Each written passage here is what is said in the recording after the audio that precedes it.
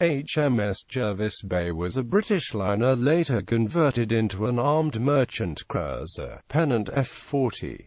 She was launched in 1922, and sunk on 5 November 1940 by the German pocket battleship Admiral Scheer. Design. The ship was launched as the Aberdeen and Amp, Commonwealth Line steamer Jervis Bay, named after the Australian bay of that name. She was requisitioned by the Royal Navy in August 1939 at the outbreak of the Second World War, and armed with 7 1898 vintage 6-in guns and 2 3-in guns of 1894 design.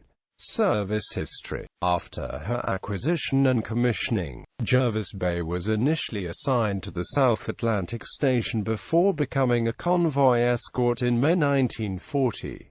Given brief repairs at Halifax, Nova Scotia, she became the sole escort for the 37 merchant ships of convoy HX-84 from Halifax, Nova Scotia to Britain, when the convoy encountered the German warship Admiral Scheer about 755 nautical miles south-southwest of Reykjavik. The captain of Jervis Bay, Edward Fegan, ordered the convoy to scatter and set his own ship on a course towards the German warship to draw its fire. Jervis Bay was hopelessly outgunned and outranged by the 28 cm guns of the German ship, but it attacked the larger ship with its guns, firing more to distract their German ship from the merchantman than with hopes of doing any damage. Although the Germans' shells ravaged the Jervis Bay and Fegan was wounded and many crew killed, Fegan and the surviving crew fought on until the ship was sunk. Captain Fegan and many of the crew went down with the ship. Jervis Bay's sacrifice bought enough time for the convoy to begin to scatter. Further time was bought by the freighter SS Beaverford, which engaged Admiral Scheer for over 4 hours. In the end, the German cruiser was only able to sink 5 merchant ships and the remainder of the convoy escaped. 68 survivors of Jervis Bay's crew of 254 were picked up by the neutral Swedish ships to rehome. Guy Baum was one of the survivors of the sinking. He was later killed while covering an air raid over Germany for the BBC. Captain Fegan was awarded a posthumous Victoria Cross as a result of this action. The citation for his award reads, "For valor in challenging hopeless odds and giving his life to save the many ships it was his duty to protect." On 5 November 1940, in heavy seas, Captain Fegan, in His Majesty's armed merchant cruiser Jervis Bay, was escorting 38 merchantmen. Sighting a powerful German warship, he at once drew clear of the convoy, made straight for the enemy, and brought his ship between the raider and her prey, so that they might scatter and escape. Crippled, in flames, unable to reply, for nearly an hour the Jervis Bay held the Germans' fire.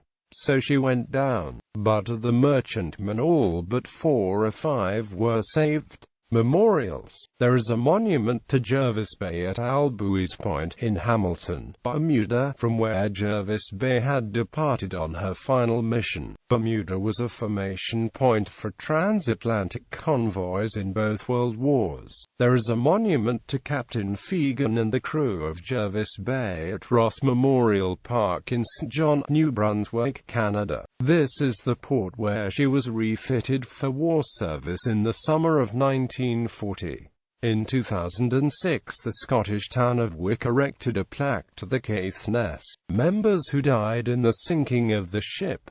The ship was crewed extensively from Caithness and Wick in particular. There was also a monument in London. The main room of the Merchant Navy Hotel was known as the Jervis Bay Room, and included a display detailing the action. It was the custom for everyone entering the room to salute the display. The Australian poet Michael Thwaites wrote a ballad about Jervis Bay in 1941, while he was serving as a naval officer in the Atlantic. It can be read in the Faber Book of War Poetry. The final action of Jervis Bay was portrayed in the movie Santa Metrio London, released in 1943, regarding the tale of heavy damage and subsequent survival of MV Santa Metrio, one of the vessels of convoy HX-84.